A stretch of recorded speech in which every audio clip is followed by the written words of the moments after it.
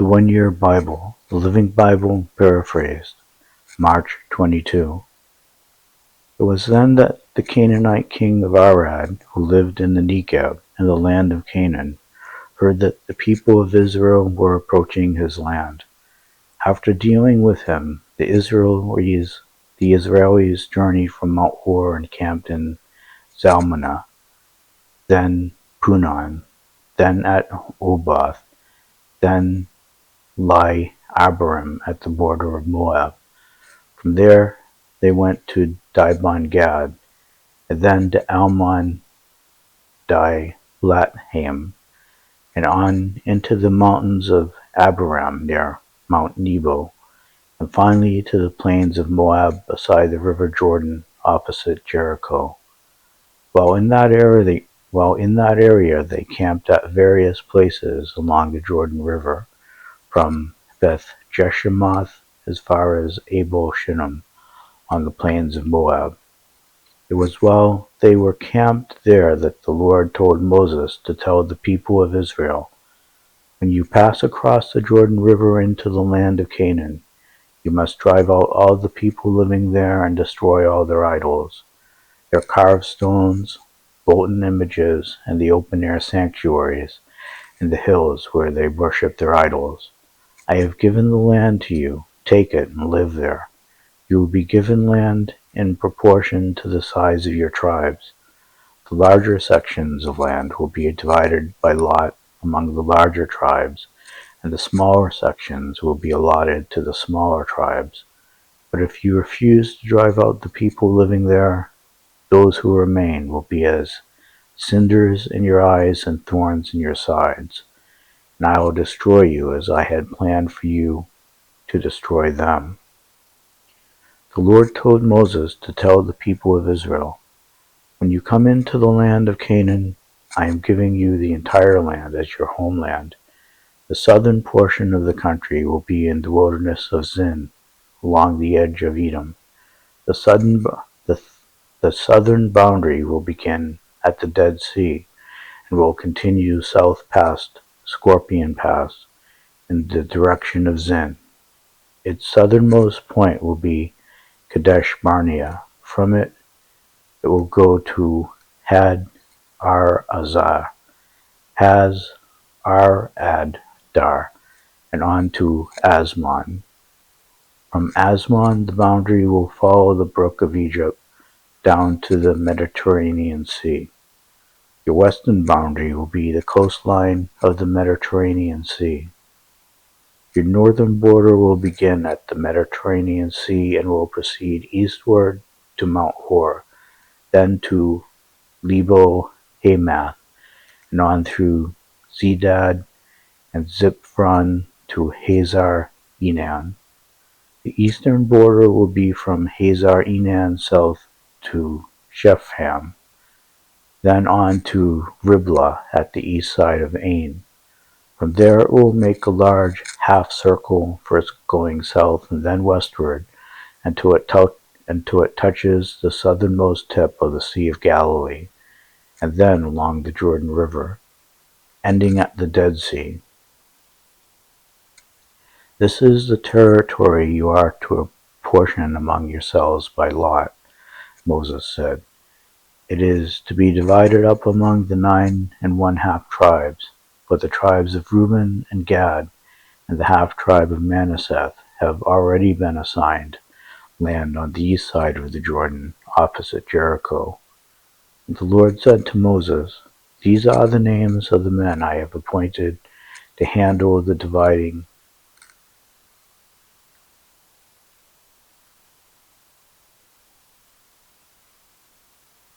These are the names of the men I have appointed to handle the dividing up of the land: Eleazar the priest, Joshua son of Nun, and one leader from each tribe, as listed below.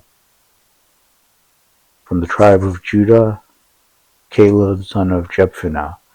From the tribe of Simeon, Shemuel son of Ammihud. From the tribe of Benjamin, Eldad son of Chislon. From the tribe of Dan, Buckai son of Jogli.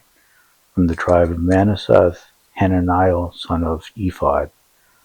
From the tribe of Ephraim, Kemuel son of Shiphthan. From the tribe of Zebulun, Elzazvan son of Pharnak. Of the tribe of Issachar, Paltiel son of Azan. From the tribe of Asher, Ahiad son of Shelomi. From the tribe of Naphtali, Pedahel son of Mihud. These are the names of the men I have appointed to oversee the dividing of the land among the tribes. While Israel was camped beside the Jordan on the plains of Moab, opposite Jericho, the Lord said to Moses, "Instruct the people of Israel to give to the Levites as their inheritance certain cities and surrounding pasture lands. These cities are for their homes, and the surrounding lands for their cattle, flocks, and other livestock. Their gardens and vineyards shall extend 1,500 feet out from the city walls in each direction, with an additional 1,500 feet beyond that for pasture land. You shall give the Levites the 6 cities of refuge where a person who has accidentally killed someone can run and be safe, and 42 other cities besides. In all, there shall be 48 cities with the surrounding pasture land given to the Levites. These cities shall be in various parts of the nation. The larger tribes, with many cities, will give several to the Levites, while the smaller tribes will give fewer." And the Lord said to Moses, "Tell the people that when they arrive in the land, cities of refuge shall be designated for anyone to flee to if he has killed someone accidentally. These cities will be places of protection from the dead man's relatives who want to avenge his death. For the slayer must not be killed unless a fair trial establishes his guilt. 3 of these 6 cities of refuge are to be located in the land of Canaan, and 3 on the east side of the Jordan River. These are not only for the protection of Israelites, but also for foreigners and travelers. But if someone is struck and killed by a piece of iron, it must be presumed to be murder, and the murderer must be executed. Or if the slain man was struck down with a large stone, it is murder, and the murderer shall die. The same is true if he is killed with a wooden weapon. The avenger of his death shall personally kill the murderer when he meets him. So if anyone kills another out of hatred by throwing something at him, or ambushing him, or angrily striking him with his fist so that he dies, he is a murderer, and the murderer shall be executed by the avenger. But if it is an accident, a case in which something is thrown unintentionally, or in which a stone is thrown without anger, without realizing it will hit anyone, and without wanting to harm an enemy, yet the man dies, then the people shall judge whether or not it was an accident, and whether or not to hand the killer over to the avenger of the dead man. If it is decided that it was accidental, then the people shall save the killer from the avenger. The killer shall be permitted to stay in the city of refuge, and he must live there until the death of the high priest. If the slayer leaves the city, and the avenger finds him outside and kills him, it is not murder, for the man should have stayed inside the city until the death of the high priest. But after the death of the high priest, the man may return to his own land and home. These are permanent laws for all Israel from generation to generation. All murderers must be executed, but only if there is more than one witness. No man shall die with only one person testifying against him.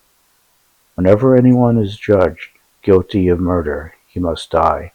No ransom may be accepted for him, nor may a payment be accepted from a refuge in a city of refuge, permitting him to return to his home before the death of the high priest. In this way the land will not be polluted, for murder pollutes the land, and no atonement can be made for murder except by the execution of the murderer. You shall not defile the land where you are going to live, for I, Jehovah, will be living there. The Gospel of Luke, chapter 5, verses 12 through 28. One day in a certain village he was visiting, there was a man with an advanced case of leprosy. When he saw Jesus, he fell to the ground before him, face downward in the dust, begging to be healed. Sir, he said, if you only will, you can clear me of every trace of my disease. Jesus reached out and touched the man and said, Of course I will, be healed. And the leprosy left him instantly. Then Jesus instructed him to go at once without telling anyone what had happened, and be examined by the Jewish priest. Offer the sacrifice Moses' law requires for lepers who are healed, he said. This will prove to everyone that you are well. Now the report of his power spread even faster, and vast crowds came to hear him preach and to be healed of their diseases. But he often withdrew to the wilderness for prayer. One day while he was teaching, some Jewish religious leaders and teachers of the law were sitting nearby. It seemed that these men showed up from every village in all Galilee and Judea, as well as from Jerusalem, and the Lord's healing power was upon him. Then, look, some men came carrying a paralyzed man on a sleeping mat. They tried to push through the crowd to Jesus, but couldn't reach him. So they went up on the roof above him, took off some tiles, and lowered the sick man down into the crowd, still on a sleeping mat, right in front of Jesus. Seeing their faith, Jesus said to the man, My friend, your sins are forgiven. Who does this fellow think he is? The Pharisees and teachers of the law exclaimed among themselves. This is blasphemy. Who but God can forgive sins? Jesus knew what they were thinking, and he replied, Why is it blasphemy? I, the Messiah, have the authority on earth to forgive sins. But talk is cheap. Anybody could say that. So I'll prove it to you by healing this man. Then, turning to the paralyzed man, he commanded, Pick up your stretcher and go on home, for you are healed. And immediately, as everyone watched, the man jumped up to his feet, picked up his mat, and went home, praising God. Everyone present was gripped with awe and fear, and they praised God, remarking over and over again, We have seen strange things today. Later on, as Jesus left the town, he saw a tax collector with the usual reputation for cheating, sitting at a tax collection booth. The man's name was Levi. Jesus said to him, Come and be one of my disciples. So Levi left everything, sprang up, and went with him. Psalm 65, verses 1 through 13. O God of Zion, we wait before you in silent praise, and thus fulfill our vow. And because you answer prayer, all mankind will come to you with their request. Though sins fill our hearts, you forgive them all. How greatly to be envied are those you have chosen to come and live with you within the holy tabernacle courts. What joys await us among all the good things there. With dread deeds and awesome power you defend us from our enemies. O God who saves us. You are the only hope of all mankind throughout the world and far away upon the sea. He formed the mountains by his mighty strength. He quiets the raging oceans and all the world's